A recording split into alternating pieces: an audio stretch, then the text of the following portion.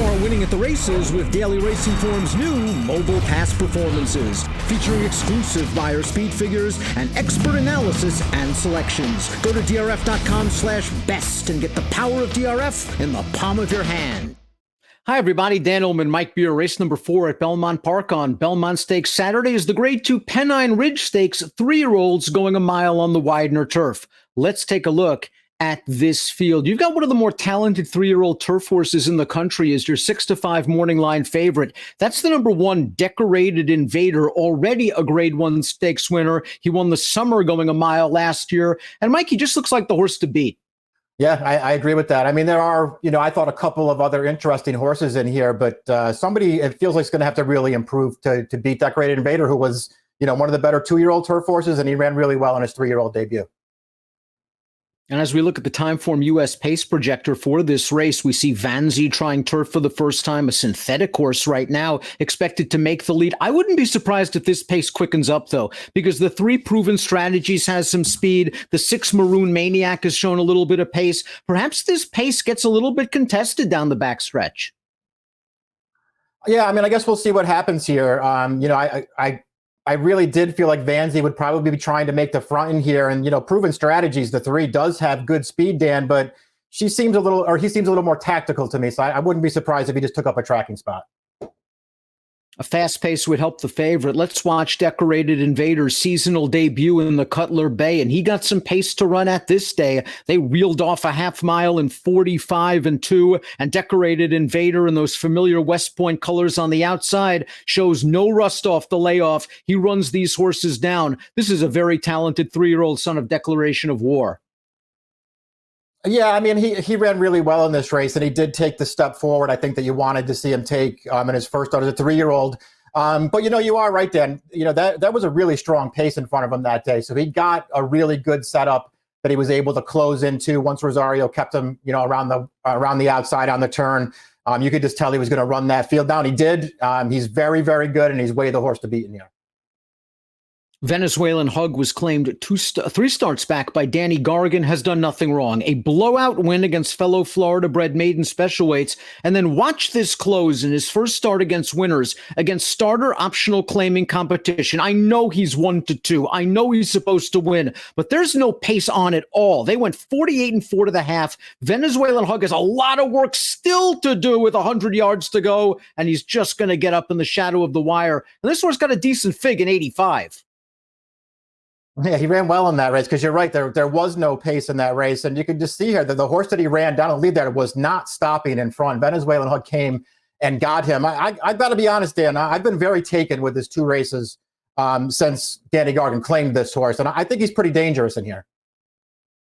Proven Strategies should be up close to the pace under Jose Ortiz from Mark Cassie. He had a mini 2-race win streak snapped in this race, the English Channel, on May the 2nd at Gulfstream. He's going to turn into the stretch with the lead. He's down towards the inside, and it looks for a brief second, Mike, that he might very well be home free. He's just going to get run down by the favorite in the last 50 yards or so. I thought it was a good, solid effort, and if he can relax a little bit behind Vanzi, maybe he can get the jump on some of these closers turning into the stretch.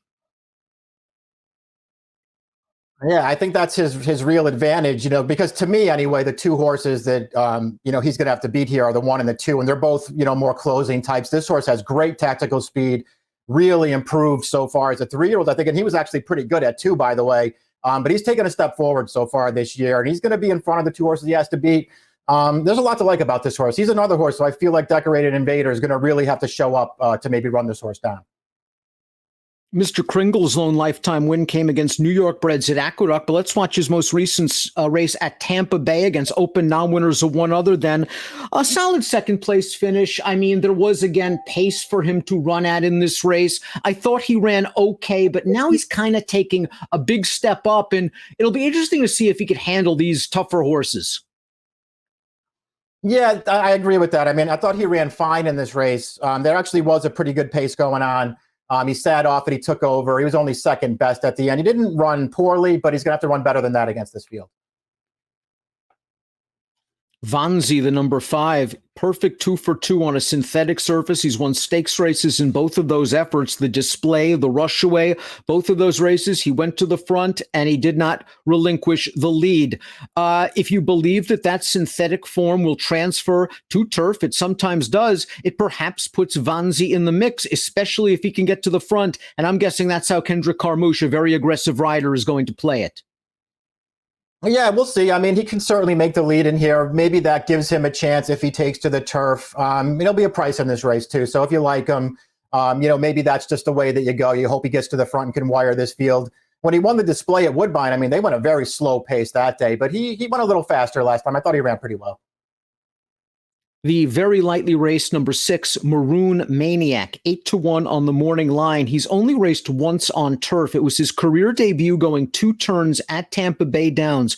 We'll watch that race. He showed pretty good tactical speed in that spot, and he's down towards the inside. He's going to shoot on through right now, and he's going to run a solid second, and he backed this race up with a victory in an off-the-turf race. Now, his Beyer speed figures are light, but again, he's so lightly raced that a big forward move is not out of the question, and I think he can sit a comfortable trip just off the early leaders, the 5 and the 3, while in the clear. Yeah, I don't disagree with any of that. I mean, he's going to have to improve to beat this field, I think. But you know what? He ran well first time out. The horse that ran him down, Domestic Spending, that looks like a real good one for Chad Brown. And this horse, made that horse come with a big run to catch him. He took a step forward last time. He could improve again for sure. You're right about that Domestic Spending. He came right back to win a non-winner as a one other than with an 80 Beyer speed figure. Famished is 0 for 3 on turf, but I think there are some things to like. His most recent race on the grass was the Palm Beach 2 starts back, and there was no pace, and Manny Franco tried to really get into the race a bit early in there with a mid-race move, and the horse flattened out. Last time they returned Famished to the dirt, he caught Tapit to Win, who's one of the major protagonists in this year's Belmont Stakes, and that just isn't his game. Famished might get a little bit of better pace setup than he did in the Palm Beach, and I think at a decent price, he's a bit of a sleeper candidate. Yeah, I mean, I don't really disagree with that, Dan. I guess, I'm just struggling a little bit with him because, his turf form to me is fine. I actually don't like him that much on the grass, though. I actually prefer him as a dirt horse. And, his last 2 races, I know they don't look great on paper, but Independence Hall blew out the Nashua. Tapit to Win blew out that allowance race last time. I just think he's been in tough spots on the main track. Let's take a look at our top picks for the Grade 2 Pennine Ridge, one of several graded stakes races on Belmont Stakes Saturday. We both agree that the horse they're all going to have to down is Decorated Invader. He is our second choice in the race. Venezuelan Hug has turned the corner for Danny Gargan, Mike. He's 6-1 on the morning line. Yeah, I just like his last 2 races a lot, Dan. And them taking a shot in here sort of intrigues me. I realize that he's a closer just like Decorated Invader. But he's also going to be a much better price than that horse. I'm going to take a shot with him. I like his last 2 races. I actually felt like both the 2 and the 3 had a real chance to pull off a little bit of an upset here. I'm a bit concerned the Proven Strategies doesn't have the upside of a horse like Venezuelan Hug and even a horse like the number 6 Maroon Maniac, but I think he can work out a good trip under Jose Ortiz. I'd like to see Jose break and then settle in the pocket behind Vanzi. He ran well last time out. His Beyer speed figures are going the right way, and maybe he'll drift a little bit off that 3-1 morning line. So Mike's going to go 2-1-3-6. I'll take Proven Strategies over Decorated Invader in the Grade 2 Pennine Ridge. And if you're playing at home, play with DRF Bets. Great weekend to sign up, of course, with the Belmont Stakes on Saturday. When you do sign up to DRF Bets, you'll have all kinds of great offers. DRF.com/bet is where to go to double your first deposit up to $250. Approximate post time for the Pennine Ridge is 1:42 Eastern. Best of luck.